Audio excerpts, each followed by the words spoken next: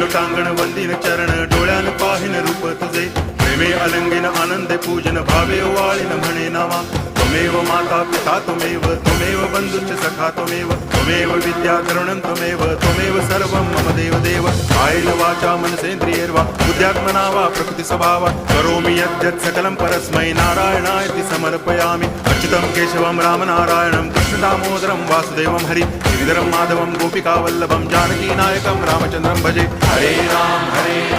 Ram Ram Hare Hare Hare Krishna